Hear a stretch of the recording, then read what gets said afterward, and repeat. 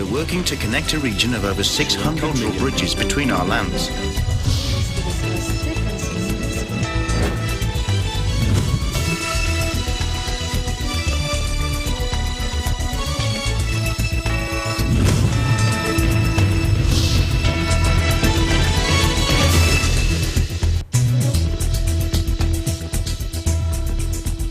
Hello and welcome to Asean in Focus. I'm Alma Angeles and joining me today is from our EBC Thailand Bureau. Hello, Crystal.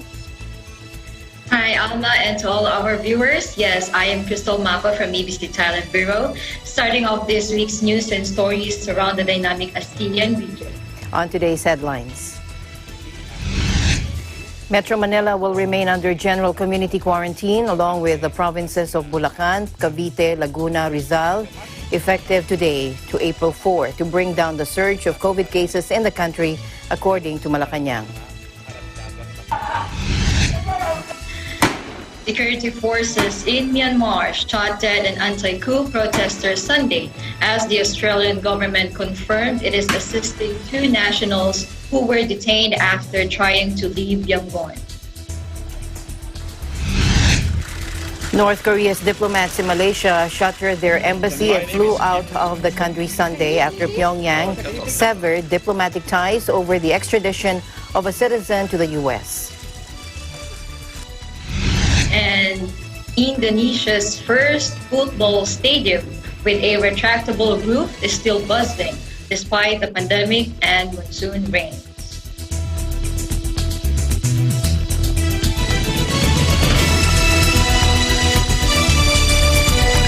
First, in the Philippines, Metro Manila will remain under general community quarantine along with the provinces of Bulacan, Cavite, Laguna, Rizal, effective today, March 22 to April 4, to bring down the surge of COVID cases in the country, according to Malacanang. Presidential spokesperson Harry Roque said that this is not a hard lockdown as what has been circulating before the announcement. Let's listen in. Wala po tayong lockdown. Fake news po yung sinasabi na magkakaroon daw tayo ng circuit breaker. Hindi po totoo yan. Ang Metro Manila po ay mananatili under GCQ. Kasama po ang mga probinsya ng Bulacan, Cavite, Laguna at Rizal. Bagamat ang mga probinsya po ito kasama ang Metro Manila ay nasa ilalim ng GCQ, meron po tayong mga karagdagang mga restrictions. Ano po itong mga restrictions nito? Unang-una po, bawal po ang pagbabiyahe papunta sa Metro Manila at mga probinsya ng Bulacan, Cavite, Laguna, Rizal at bawal din po lumabas ng Metro Manila at ng Bulacan, Cavite, Laguna, Rizal. Magkakaroon po tayo ng parang bubble dito sa NCR at probinsya ng Bulacan, Cavite, Laguna at Rizal. Sino po ang pwedeng lumabas-pasok sa mga lugar na ito? Well, ito po yung mga tinatawag nating authorized persons outside of residence. Kasama po dito yung mga nagtatrabaho, kinakailangan ipakita lang po ang kanilang mga ID. Yung health and emergency frontline services personnel, mga taong gobyerno, at yung mga government frontline personnel, yung duly authorized humanitarian assistance actors, yung persons traveling for medical or humanitarian reasons, yung persons going to the airport for travel or abroad, anyone crossing zones for work or business and going back home, at saka yung mga returning overseas Filipinos and OFWs. Pangalawa po, ang ating pampublikong transportasyon po ay mananatili sa kanyang current capacity. Bagamat ini-encourage po natin, hinihikayat natin ang publiko na magbisikleta o maglakad. Pero wala pong pagbabawas sa public transportation. Para dun sa mga mananakay po na uulitin po natin yung tinatawag nating cardinal rules sa ating pampublikong transportasyon. Yung pagsusuot ng masks and face shields, yung hindi po pagsasalita at pagtatawag sa telepono, wala pong kainan sa pampublikong transportasyon. Kinakailangan po properly ventilated yung ating mga public utility vehicles. Kinakailangan po regular ang disinfection at wala pong pasahero na mayroong simptomas ng COVID-19 ang dapat pasakayan at kinakailangan po merong appropriate physical distancing. Pinagbabawal po ang lahat ng mass at public gatherings, kasama na po ang religious gatherings. Yung tinatawag po nating KBL, kasal, binyag at libing, ay pinapayagan po, pero hanggang 10 tao lang po ang po pwedeng dumalo. Ulitin ko po, wala pong mass gatherings, kasama ang religious gatherings. Ang KBL po hanggang 10 katao lamang. Lahat po ng ating mga industriya ay mananatiling bukas. Lahat po ng operational capacities ng essential and non-essential services and industries shall be maintained. Highly discouraged po yung mga personal or face-to-face meetings. Pinagbabawal po yung group meals in workplaces, yung pagkakain ng sama-sama. At highly encouraged po na tayo po lahat ay magtrabaho from home at kung kinakailangan makipagpulong, mag-virtual meetings na lang po tayo. Kinakailangan po, bagamat lahat ng industriya ay bukas, mahigpit na pagsunod sa minimum public health standards at yung mga opisina at mga factories, kinakailangan well-ventilated, kinakailangan po merong isolation room at kinakailangan merong check palagi ng temperatura at check for symptoms at hindi dapat pinapayagang pumasok ang kahit sino na merong simptomas ng COVID-19. Now, iniinganyo po natin ang pribadong sektor na gayahin po yung work arrangements na pinatupad po ng ehekutibo, no? Ang ating executive secretary po ay nag-issue ng memorandum sa lahat ng executive branch of government na ilimita ang pagpasok kung kakayanin po, no, to 30 hanggang 50% of operational or on-site capacity. Well, ito po, it is where applicable kasi naintindihan naman po natin kung isang factory, hindi naman po pwedeng mag-work from home ang mga factory workers. Kung po pwede lang po, ilimita sana to 30 to 50% operational or on-site capacity. Na, pagdating po sa mga restaurants, ang papayagan lang po yung mga outdoor dining. Kinakailangan po talaga nasa labas. Hindi po enclosed, nasa labas. Hindi po muna natin papayagan sa darating na 2 linggo ang indoor dining, no? Ang takeout at ang delivery, yan po ay encouraged, no? So ulitin ko po, al fresco dining dapat nasa labas po, no? At para naman dun sa mga outdoors venue, maximum of 50% of the venue capacity po para sa dine-in restaurants, cafes, and personal care services. Now, kinakailangan po, hindi lang outdoors, no? Kinakailangan meron pong engineering and administrative controls na ilalagay po, no? At kasama na po dito yung paggamit po ng acrylic or similar dividers at lilimitahan po sa 2 tao kada lamesa, no? With appropriate sitting arrangements. Yung 1 seat apart in a diagonal configuration. Now, patutupad pa rin po natin ang curfew 10 to 5. 10 p.m. to 5 a.m. 10 p.m. to 5 a.m. Common curfew po ito sa Metro Manila, sa Bulacan, Cavite, Laguna, at Rizal. Siyempre po, exempted sa curfew ay yung mga manggagawa na nagtatrabaho. The national government is urging public and private hospitals to increase the number of dedicated beds for COVID-19 patients under a new resolution drafted by the government's pandemic response managers.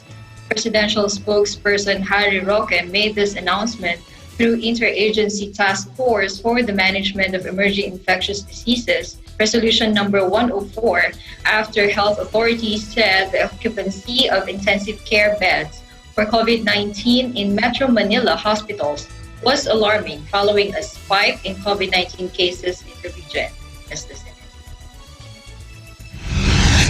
At nakikiusap naman po kami kung kayo po ay asymptomatic or mild, sa TTMF na po tayo manatili ng yung mga seryoso lamang mga pasyente ang mapunta po sa ating mga hospital. Kinakailangan po ang ating mga hospital ay damihan po yung kanilang mga kama na nakareserba para sa mga COVID na mga pasyente. 30% po ng lahat ng hospital sa pribadong hospital ay dapat i-dedicate sa mga COVID patients at 50% naman po ng lahat ng hospital sa mga pampublikong hospital ang dapat dedicated po sa mga COVID patients. The Octa Research Group earlier warned that Metro Manila hospitals could hit 100% capacity by the first week of April if the surge is not controlled. The IATF EID resolution also directs concerned agencies to ensure appropriate patient care navigation through the use of one hospital command center, Oplan Kalinga, and local government unit call centers, with referral of mild and moderate cases to available temporary treatment and monitoring facilities. IATF EID Resolution number 104 also directs the LGUs to enhance house-to-house search for mild and symptomatic COVID-19 patients and transfer them to a quarantine facility. Also under the resolution is an order to increase and improve facility-based quarantine and isolation through the Oplan.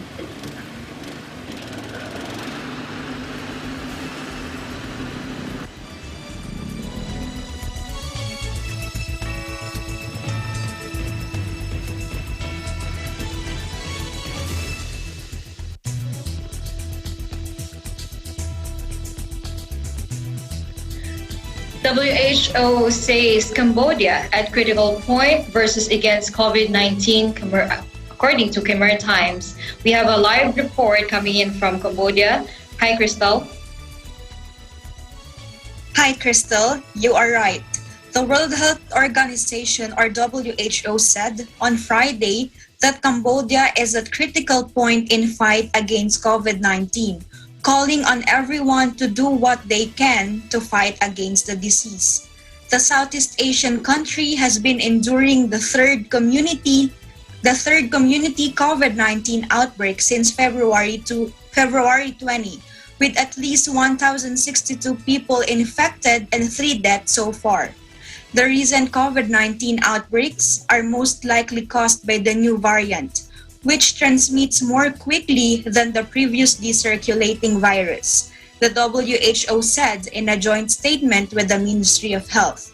It added that seeking appropriate care in a timely manner can reduce the risk of dying due to COVID-19. Lee Ailan, WHO representative to Cambodia, said that the tragic deaths due to COVID-19 are a reminder to us all of the seriousness of this disease. It can affect anyone at any time. Large-scale transmission could require large-scale restrictions and lockdowns, and it would highly likely cause hospitals and health facilities to become overwhelmed, making it difficult for people with COVID-19 and other health conditions to receive care and save lives. Ministry of Health Secretary of State Or Van Din said that the situation is alarming. Everyone must take precautions to lower the risk of contracting COVID-19 and cut off the chain of transmission as soon as we can. Van Din also urged people to reduce or stop unnecessary travel and movement from capital of Phnom Penh to provinces and vice versa. Back to you, Crystal. All right, thank you for your updates there, Crystal. Always stay safe and take care. You too, Crystal. Reporting live here in Phnom Penh, Cambodia, I am Crystal Ann Ballesteros, and we live in interesting times. The Philippines on Sunday accused China of incursion after more than 200 militia boats were spotted near a disputed reef in the South China Sea in a rare rebuke of its superpower neighbor. The Philippine Coast Guard detected the boats in line formation at the boomerang-shaped Whitsun Reef around 320 kilometers west of Palawan Island on March 7. We call on the Chinese to stop this incursion and immediately recall these boats, violating our maritime rights and encroaching into our sovereign territory, according to Defense Secretary Delphine Lorenzana in a statement. This is a clear provocative action of militarizing the area. These are territories well within Philippine exclusive economic zone. Lorenzana said the government was considering appropriate action to take to protect Filipino fishermen, the country's marine resources, and maintain peace and stability in the area. The Chinese embassy in Manila did not respond to a request for comment. A government task force charged with monitoring the contested waters announced on Saturday the detection of around 220 Chinese maritime militia vessels earlier this month. Despite clear weather at the time, the Chinese vessels massed at the reef and showed no actual fishing activities, according to the agency. The U.S. has previously accused China of using maritime militia to intimidate, coerce, and threaten other nations over its claims to almost the entire South China Sea. The resource-rich waterway is also contested by several countries, including the Philippines. China has ignored a 2016 International Tribunal decision that declared its assertion as without basis.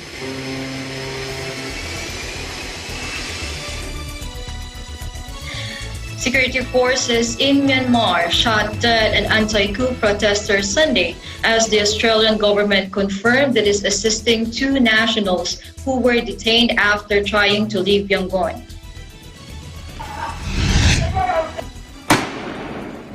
One man was killed on Sunday in the central city of Moniwa, and at least two people were injured in a clash with security forces at barricades, two witnesses told AFP. Australia's Foreign Ministry confirmed Sunday it was providing consular assistance to two of its nationals in Myanmar. And I quote, "Due to our privacy obligations, we will not provide further detail," unquote, a spokeswoman said. It is understood business consultants Matthew O'Kane and Krista Avery, a dual Canadian-Australian citizen, are under house arrest after trying to leave the country on a relief flight Friday. The couple run a bespoke consultancy business in Yangon. Canada's Global Affairs Department said it was aware of a case involving a Canadian citizen and was providing consular services. A third Australian, economist Sean Turnell, an advisor to Suu Kyi, who was arrested a week after the putsch, also remains in custody. Weekend violence failed to deter hundreds of doctors and nurses donning hard hats and brandishing posters of Suu Kyi as they marched at dawn to Mandalay, Myanmar's second largest city and cultural capital.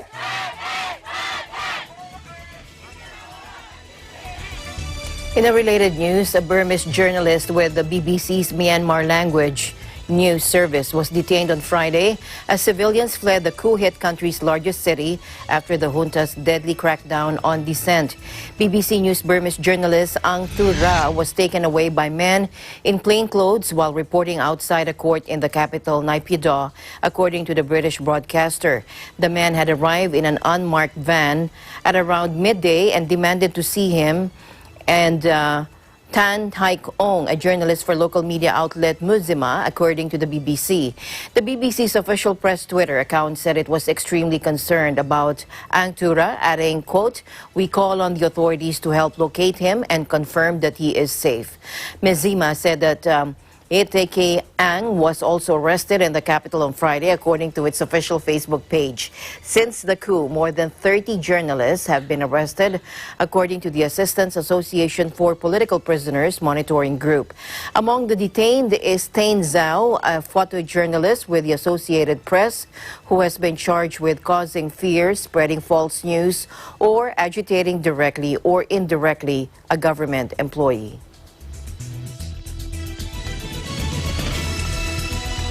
Indonesian President Joko Widodo urges use of violence in Myanmar to end immediately as more than 220 people have been confirmed killed and 2,000 detained during the junta's deadly crackdown on anti-coup dissent. Untuk memulihkan perdamaian, Indonesia mendesak agar penggunaan kekerasan di Myanmar segera dihentikan, sehingga tidak ada lagi korban berjatuhan.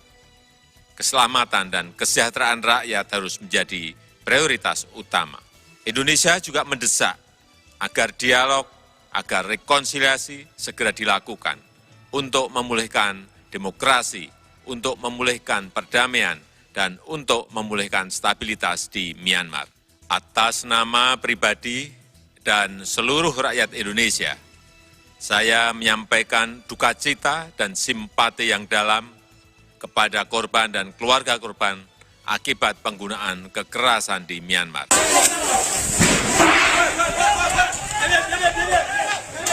Roads out of Myanmar's biggest city were choked Friday with people fleeing the junta's deadly crackdown on anti-coup dissent as authorities in neighboring Thailand said they were preparing for an influx of refugees. Myanmar has been in turmoil since the military ousted civilian leader Aung San Suu Kyi on February 1, triggering a mass uprising that security forces have sought to crush with a campaign of violence and fear. More than 220 people have been confirmed killed and 2,000 detained, according to a local monitoring group.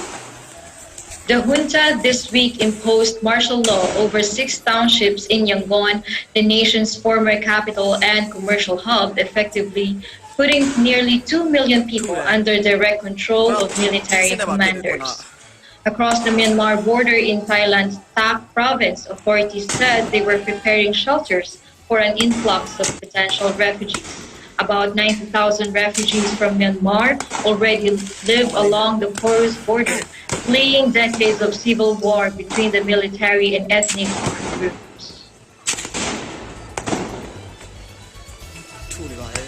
From Myanmar, we go to Thailand, where police used water cannon and rubber bullets outside Bangkok's Grand Palace on Saturday after demonstrators broke through a barricade of shipping containers to demand reforms to the kingdom's unassailable monarchy. It was the latest night of unrest since Thailand's pro-democracy movement kicked off in July, calling for an overhaul of Premier Prayut Chan-o-cha's administration and a rewrite of a military-scripted constitution. But their most controversial demands have been for reforms to the monarchy, including the abolition of draconian royal defamation laws. Protesters had planned to read aloud passages from the Institution of Monarchy in Thailand Society, a book authored by now-detained prominent protest leader Anna Numpa. Earlier in the day, police had raided Thai publishing house Same Sky Books and confiscated some 100 copies of Annan's book. Same Sky Books later said on its Facebook page that while it had copies of Annan's book, we were not the ones who printed them. A wall of cargo containers, 2 containers tall, had been erected in Sanam Luang, a historic field in front of the palace, to keep protesters away. But just an hour into the rally, they used ropes to yank some of the top row boxes. As you can see here, they were yanking them down, allowing a small opening. Once the protesters were able to get through, they threw Molotov cocktails at dozens of police who stood by with water cannon trucks about 100 meters away, using the jets to prevent protesters from coming closer. Since the movement kicked off, more than 60 people have been charged under Thailand's royal defamation laws, and a handful of the most prominent leaders have been detained. The laws shield the ultra-powerful king, Maha Vajiralongkorn, and his family from defamation, but rights groups say their broad use means anything perceived as criticism can land a person in jail for up to 15 years per charge. During Saturday's clashes, the monarch was visiting the historic city of Ayutthaya, about 80 kilometers from the capital, with the Queen and his royal consort, according to the nightly royal news.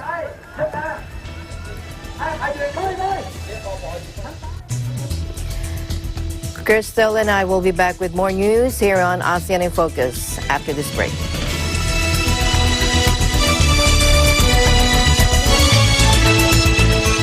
Mapupuno ng saya, impormasyon at inspirasyon ang hapon mo sa Afternoon Power. Handog sa inyo ng Net25.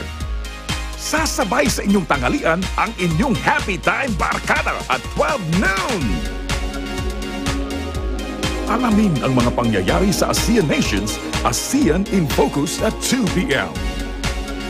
Ang inyong paboritong awit komentaryo kasama si Leo Obligar sa Piskante ng Bayan.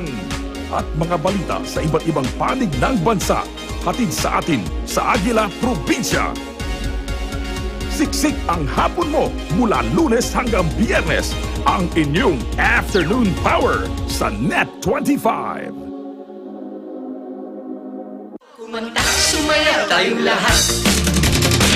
Saya-saya.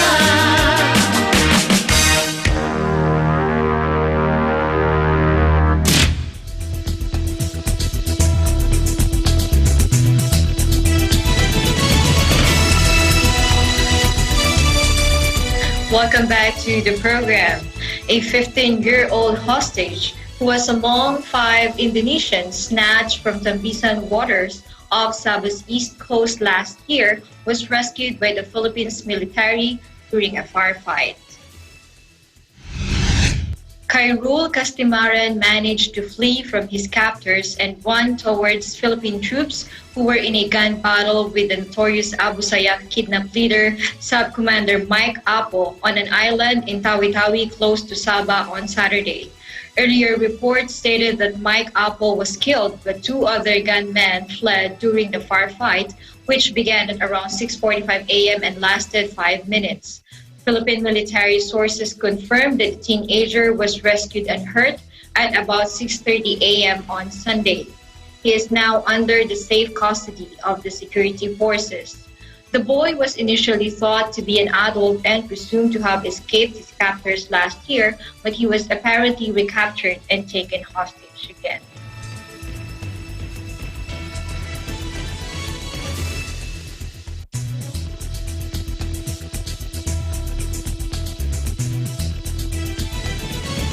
North Korea's diplomats in Malaysia shuttered their embassy and flew out of the country Sunday after Pyongyang severed diplomatic ties over the extradition of a citizen to the U.S. Before departing, North Korean Chargé d'Affaires Kim Yu-song accused Malaysia of siding with Washington in a conspiracy against Pyongyang and committing a large hostile act. Take a look. This incident made by the Malaysian authority constituted the undisguised alignment with a direct engagement in the anti-PRK hostile maneuver of the United States, which seeks to deprive our state of its sovereignty and right to existence and development. Not content with putting our innocent citizens in the dock by blindly favor with the U.S., the principal enemy of our state, the Malaysian authority deliver our citizens to the U.S. in the end, thus destroying the entire foundation of the bilateral relations, a basis on the respect of the sovereignty. The Ministry of Foreign Affairs of the DPRK hereby announces total severance of the diplomatic relations with Malaysia, which committed a super large hostile act against the DPRK in subservience to the U.S. pressure. Pyongyang announced the shock move on Friday, labeling Malaysia's extradition of a North Korean man an unpardonable crime, carried out under blind obedience to American pressure. The Southeast Asian country had been one of Pyongyang's few allies, but ties were already strained following the 2017 assassination of leader Kim Jong-un's half-brother at Kuala Lumpur Airport. A court ruling this month that Moon Chol-myong could be extradited to the U.S. to face trial for allegedly exporting prohibited items to North Korea in violation of sanctions proved the final blow. After Pyongyang cut ties, Malaysia gave North Korean diplomats 48 hours to leave the country. On Sunday, the North Korean flag and a plaque were taken down from the country's embassy, a large house in an upmarket area of Kuala Lumpur, and the gates were chained up.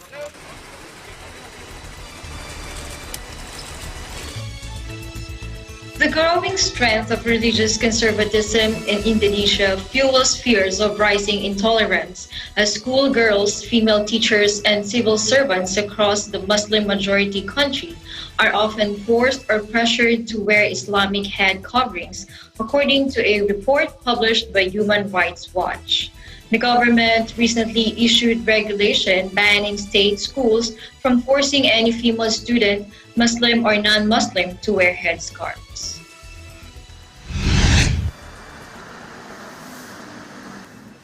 Ya sebaiknya tidak usah pakai dulu karena semua itu adanya dari dalam hati kita sendiri. Kalau dari kita sendirinya kita belum siap, belum pengen tuh setidaknya tidak untuk pakai dulu karena itu tidak baik buat kedepannya nantinya.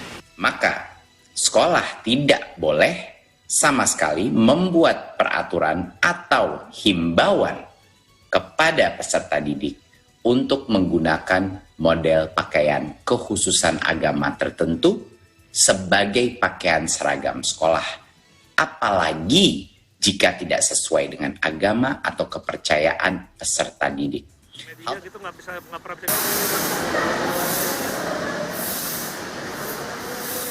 Many of the nearly 300,000 state schools around Indonesia require Muslim girls to wear hijab, starting in primary school, backed by dozens of ordinances issued at the local or provincial level, according to the report.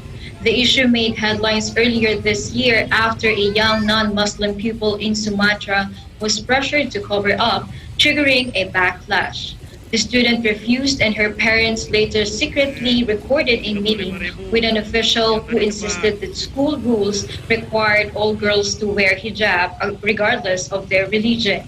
That prompted the Education Ministry last month to ban state schools from forcing any female student, Muslim or non-Muslim, to wear headscarves and threatened to pull government funding for non-compliance. Religious Affairs Minister Yakut Cholil Kumas has criticized the practice of forcing the hijab on non-Muslims and described the Sumatra case as the tip of the iceberg. Indonesia's government did not respond to requests for comment on the HRW report. The rights watchdog warned that it remained to be seen if the new Education Ministry rules would be enforced. Back here in the Philippines, the Bureau of Immigration officers at the Clark International Airport intercepted 2 female illegal recruitment victims bound for the United Arab Emirates, according to a press release issued today. In a report to the Immigration Commissioner Jaime Morente, BI Travel Control Enforcement Unit or TCEU officers detailed the interception of the two who attempted to board an Emirates Airlines flight to Dubai on March 18. The 2 victims presented themselves as legitimate overseas Filipino workers with valid overseas employment certificates and employment contracts, according to the report. However, primary inspection officers noted discrepancies in the documents and referred them to the TCEU for inspection. Upon interview, the victims admitted they received their employment contract from an agent they met online a day before their flight. They were instructed by this fixer to delete all conversations from their phones pertaining to their travel, Morente said. It was obviously a ploy to depart through illegal means, he added. Morente also said similar schemes are suspected to be used by Filipino victims being illegally deployed to a third country, such as war-torn Syria.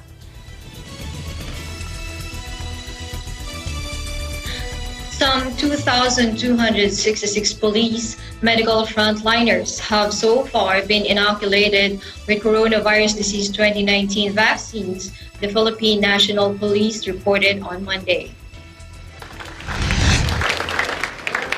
Citing the latest data, PNP officer in charge Lieutenant General Guillermo Eleazar said this figure is out of 2,426 police medical frontliners who have registered for vaccination.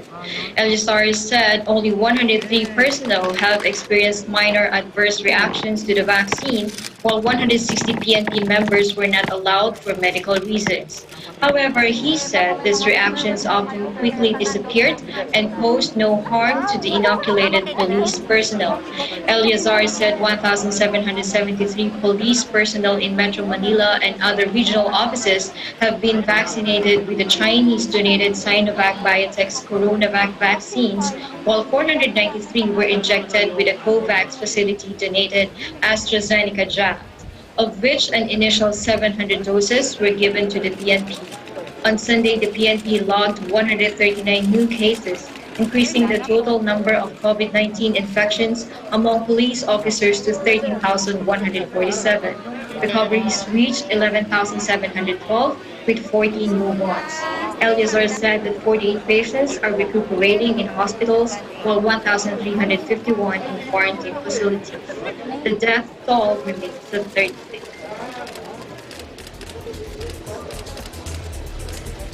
Government troops have rescued the last Indonesian kidnapped victim and killed an Abu Sayyaf group leader in the province of Tawi-Tawi.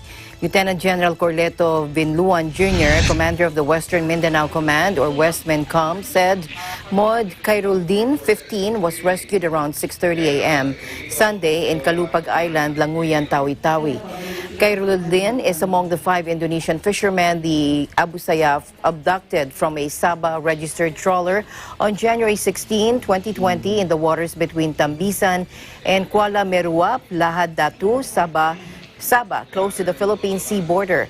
Binluan identified the slain Abu Sayyaf leader as Mahan Sahidjuan alias Apo Mike, who died due to loss of blood following a clash with Marine troops on Saturday evening in Kalupag Island, Languyan.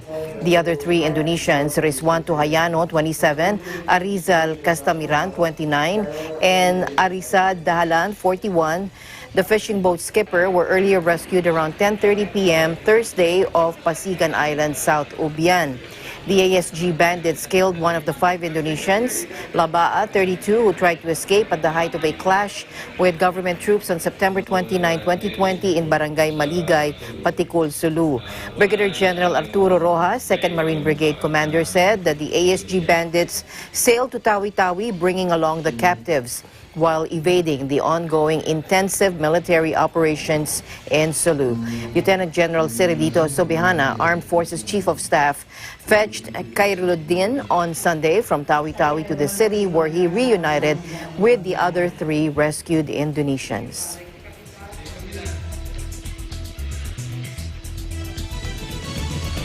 More news around the dynamic Asean region after this short break. Don't go away.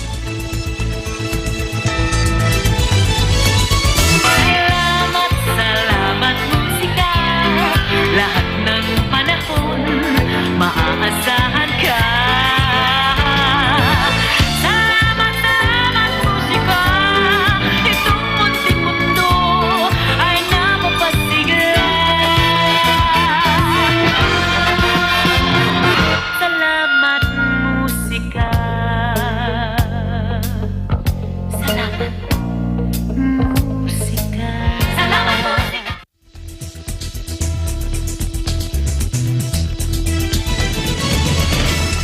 Welcome back to the program.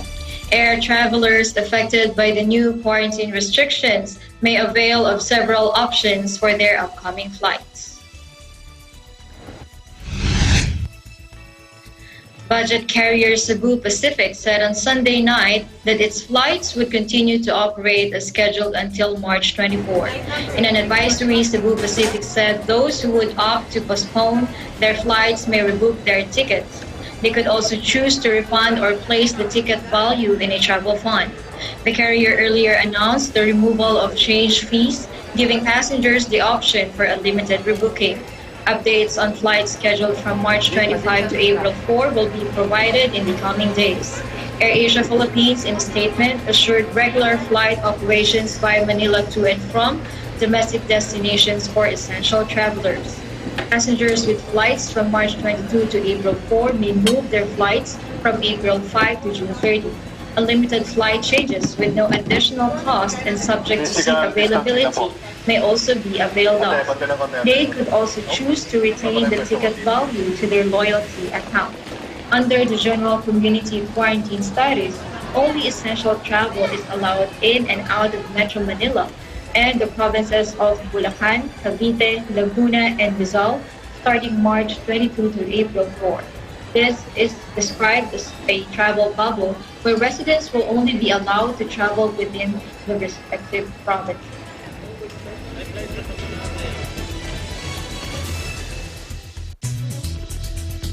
An international consortium has suspended a $1.5 billion hydropower dam project in Myanmar in response to last month's military coup Consortium member Electricité de France, a French utility, said Sunday. The Shirley 3, a 671-megawatt project, still at an early planning stage, is run by a consortium of EDF, which is majority owned by the French state, the Japanese Marubeni conglomerate, and local company Ayayar Hintar. NGOs welcomed the decision, with Justice for Myanmar calling Shan State, where Shirley 3 is located, a region with ongoing conflict and systematic grave human rights violations. In a letter to Justice for Myanmar and published on the NGO's website, EDF said respect of fundamental human rights was a condition for all of its projects. Nearly 250 people are confirmed dead in protests since the February 1 military coup, according to tolls compiled by NGOs, and more than 2,300 others have been arrested. International condemnation from Washington, Brussels, and the United Nations has so far failed to halt the bloodshed. In other news, finance and central bank deputies from 21 Asia-Pacific Economic Cooperation or APEC member economies are laying the groundwork for sustainable fiscal management to boost recovery. This measure was taken after the extraordinary rollout of policy levers to aid in mitigating the wide-ranging impacts of COVID-19 pandemic on the people and businesses in the region, according to the APEC Finance and Central Bank deputies meeting in a written statement received here Friday. In her opening remarks, Carolee McLeish, the chair of APEC's Finance and Central Bank Deputies Meeting 2021 said, concurrently, the Secretary and Chief Executive to New Zealand's Treasury drew attention to the significance of reinforcing supportive macroeconomic and structural policies, as well as reassessing the future of fiscal policy and budget systems to drive an inclusive and sustainable recovery. McLeish drew attention to the criticality of policies for member economies that revitalize consumer demand, revive business confidence and investment, and create and retain jobs. Moreover, policies in support of green growth and the digital economy are also deemed critical to drive recovery and sustainability. The discussion arrived at the two-day Finance and Central Bank's deputies meeting will be brought forward to the APEC senior finance officials meetings scheduled for June this year. Their recommendations will be offered to APEC finance ministers at their meeting later in October, also this year.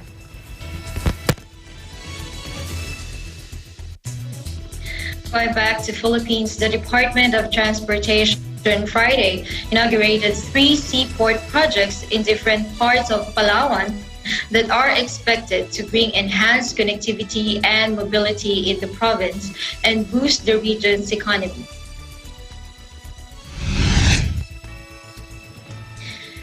The inauguration signals the start of operations of the newly constructed Port of San Fernando in El Nido, Port of Bataraza in Barangay Buliluyan in Bataraza, and Bora Port in Coron. The ceremony held at the Port of San Fernando in El Nido, Palawan was led by DOTR Secretary Arthur Tugade, Philippine Ports Authority General Manager J. Daniel Santiago, and Palawan Governor Jose Alvarez. In a speech, Tugade said the projects would play a crucial part in enhancing the region's economy by boosting tourism and commerce. In a Facebook post, the DOTR said the Philippine Ports Authority led the construction of the Port of San Fernando in April 2019 and was completed in June 2020. The port, it said, connected El Nido with growth centers, tourism hubs, and other parts of the country, boosting commerce and tourism in the municipality. The Port of Bataraza, it said, provides easy access to the Ursula Island Game Refuge and Bird Sanctuary in Rio Tuba, Bataraza, the first such facility in the country. Layers of security specification for data acquired under the Philippine Identification System or PhilSys project are incorporated in the production of the Philippine Identification or PhilID to make sure all acquired information will be protected. The assurance was made by Bangko Sentral ng Pilipinas Governor Benjamin Diokno in his speech during the online ceremonial kickoff event of PhilSys last Friday. Let's listen in. Noong December 5, 2020, inilunsad ng BSP Security Plant Complex ang produksyon ng mga blankong cards na ibibigay matapos ang pag-register at data validation na gagawin ng PSA.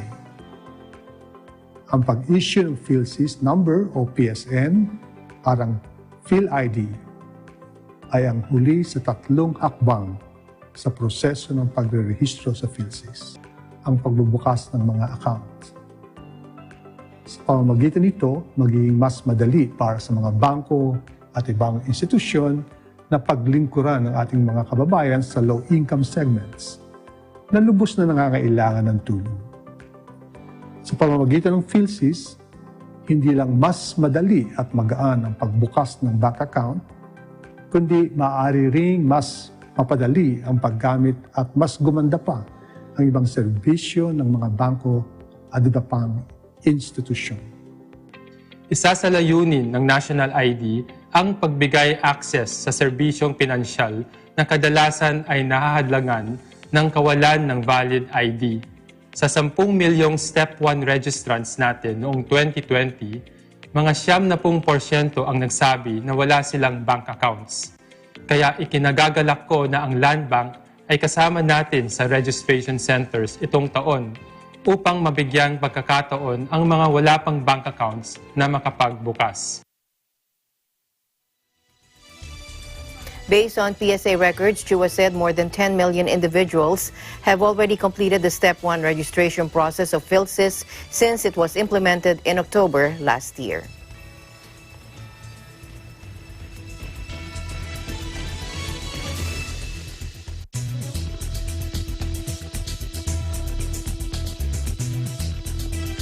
Work on Indonesia's first football stadium with a retractable roof is still buzzing despite the pandemic and monsoon rains. Built on 21 hectares of land near the city's port, the world-class Jakarta International Stadium is half done and on schedule to be completed by the end of the year, with room for some 82,000 spectators. That would make it the biggest retractable roof stadium in Asia, says Arnold Kindangan from stadiums developer Jakarta Cupertino. Ini adalah stadion kita yang pertama berstandar FIFA dengan rumput hybrid dan diaplikasikan dengan atap buka tutup, sehingga stadion ini menjadi stadion multifungsi, multi-event, tidak hanya untuk menggelar pagelaran sepak bola saja, tapi ini juga bisa menggelar konser-konser internasional karena atap kita sudah disupport dengan akustik yang baik. Ya, sangat berguna juga ya ketika memang di Indonesia sendiri kan cuaca cukup ekstrim ya, ketika memang musim hujan itu sangat tinggi curah hujannya, sehingga ketika atap ini bisa ditutup, pertandingan masih bisa diselenggarakan.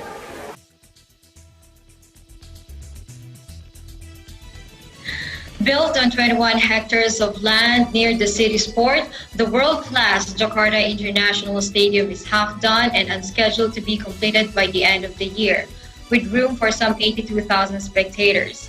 That would make it the biggest retractable roof stadium in Asia, says Arnold Kindangan from the stadium's developer Jakarta Cupertino.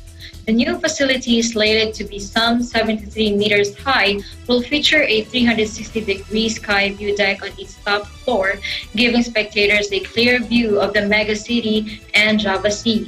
Its design will be similar to English Premier League Tottenham Hotspur Stadium and Bayern Munich's Allianz Arena, according to construction manager Rizky Fauzi, who added that the retractable roof is particularly useful given the weather in Indonesia, which can sometimes be extreme during rainy season.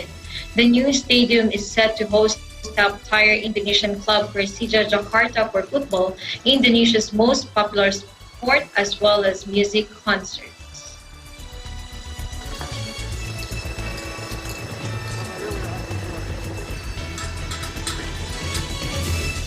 Thank you, Crystal, for joining me today. Thank you very much. Thank you so much, Alma. And that's the latest news around the dynamic ASEAN region. Thank you for watching. I am Crystal Mapa from BBC Thailand Bureau. We live in interesting times. And we'll see you back tomorrow. I'm Alma Angeles. We live in interesting times.